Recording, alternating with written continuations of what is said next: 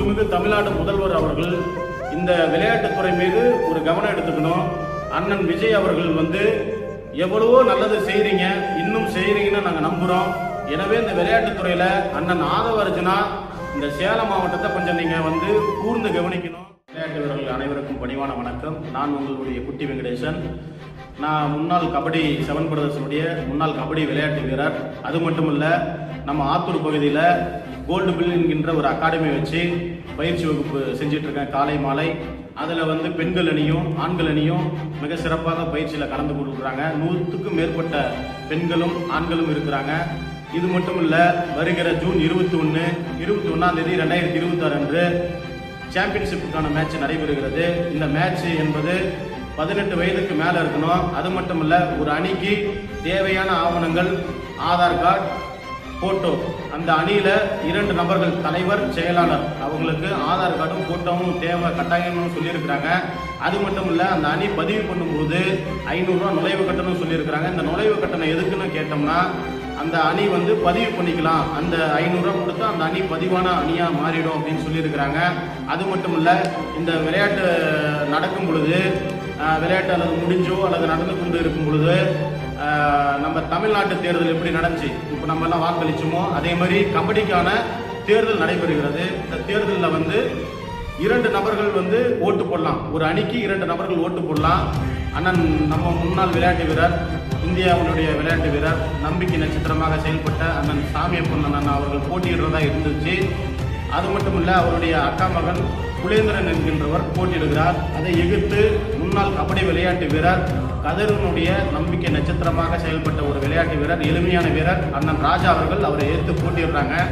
இது என்னன்னு சொன்னோம்னா, சேலம் மாவட்டத்தில் எத்தனையோ விளையாட்டு வீரர்கள், இந்த கிழக்கு மாவட்டத்தில் எடுத்துக்கிட்டிங்கன்னா தம்மம்பட்டி, செந்தாரப்பட்டி, நாக்கியம்பட்டி, உளிபுரம், குட்டேமல்லி, கோனேரப்பட்டி, எங்கவள்ளி, ஆணையம்பட்டி, ஜடாவூர், வீரகனூர், நாக்கியம்பட்டி, தலைவாசல், ஊனத்தூர், அம்மம்பாளையம், ஆத்தூர், பெத்தநாயக்கப்பாளையம், ராமநாயக்கப்பாளையம், உத்தரகொண்டபாளையம், ஏத்தாப்பூர் போன்ற பகுதியிலலாம் சிறப்பான விளையாட்டு வீரர்கள் இருக்கிறாங்க. அவங்களுக்குலாம் ஏன் வாய்ப்பு மறுக்கப்படுதுன்னா, கிட்டத்தட்ட சாமி பண்ணன் 20 ஆண்டு காலமாக இந்த கபடி விளையாட்டு இதில் ஒரு செக்ரட்டரியாக பணிபுரிந்திருக்கிறார். ஆனால் இது வரைக்கும் நம்மளுடைய விளையாட்டு வீரர்களுக்கு எந்த நன்மையும் இந்த சேலம் கிழக்கு மாவட்ட சைடு செய்யலைன்னு தான் நான் சொல்லுவேன்.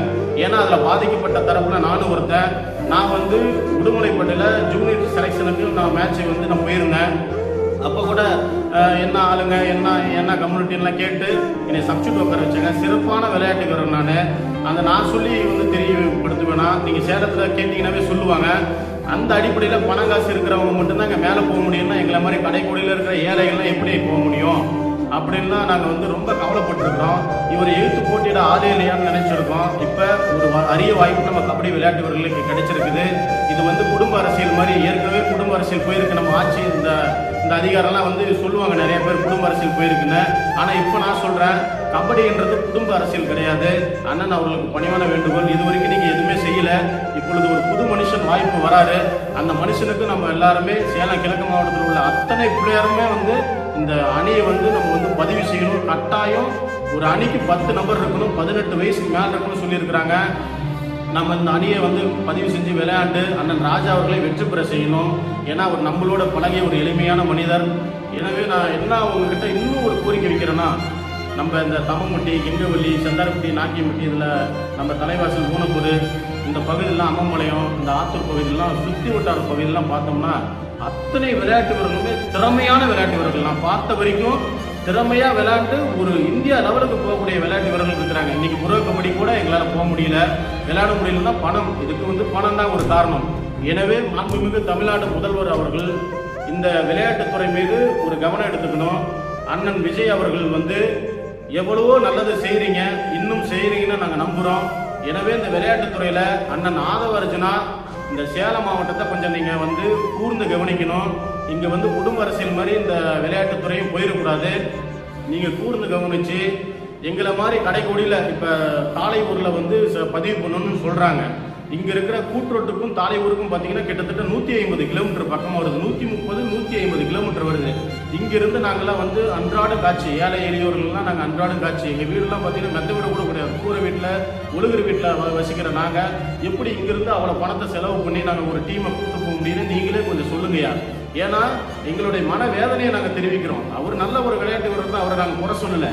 அவர் அவங்க தெரிஞ்ச டீமுக்கு மட்டுமே சொல்லிக்கிட்டு இருக்கிறாங்க. கேட்டோம்னா நீங்கள் பதிவு பண்ணியிருக்கிறீங்களா, பதிவு பண்ணவங்களுக்கு நாங்கள் முறையாக சொல்லிடுவோம்னு சொல்லியிருக்கிறாங்க.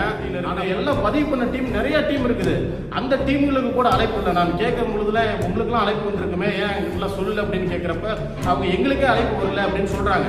அந்த வேதனையெல்லாம் புரிஞ்சுக்கிட்டு நீங்கள் இந்த நாட்களும் தள்ளி வைக்கணும், இந்த தேதியும் கொஞ்சம் ஒத்து வைக்கணும். அதே மாதிரி இந்த தேர்தல் முறையாக நடக்கணும்.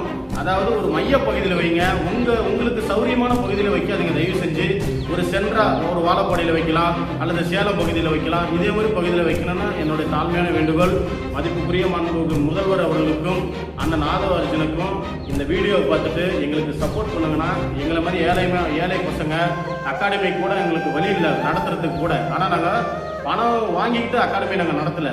பணம் இல்லாமல் எங்களுடைய மாணவர்களுக்கு எங்களுடைய நண்பர்கள் சார்பாக, வேலையில் இருக்கிற நண்பர்கள் சார்பாக அவங்க கிட்டேருந்து பணத்தை வாங்கி பஸ் பேர் கொடுத்து நாங்கள் வெளியிருந்து மாணவர்களை வர வச்சு நாங்கள் இலவசமாக பயிற்சி கொடுக்குறோம். எனவே நம்முடைய சேலம் கிழக்கு மாவட்டத்தில் அத்தனை விளையாட்டு வீரர்களுக்கும் ஒரு கும்பிடு போட்டுக்கிறேன். தயவு செஞ்சு இந்த தேர்தலில் நம்ம பங்கு பெறணும். அது மட்டும் இல்லை, நம்ம யாருன்றது நம்மளுடைய திறமையை நாம் காட்ட வேண்டிய நேரம் வந்துடுச்சு. நம்ம எல்லா அணிகளும் சேலம் கிழக்கு மாவட்டத்தில் எல்லா அணிகளும் போய் கலந்துக்கணும். அதை கலந்துக்கிட்டு மிக சிறப்பாக நாம் இந்த போட்டியை நல்ல சிறப்பாக நடத்தி, இந்த தேர்தலையும் நல்ல சிறப்பாக நடத்தி அண்ணன் ராஜா அண்ணன் அவர்களை வெற்றி பெற செய்யணும்னு அன்போடு பணிவோடு பாசத்தோடு கேட்டுக்கொள்கிறேன். நன்றி, வணக்கம்.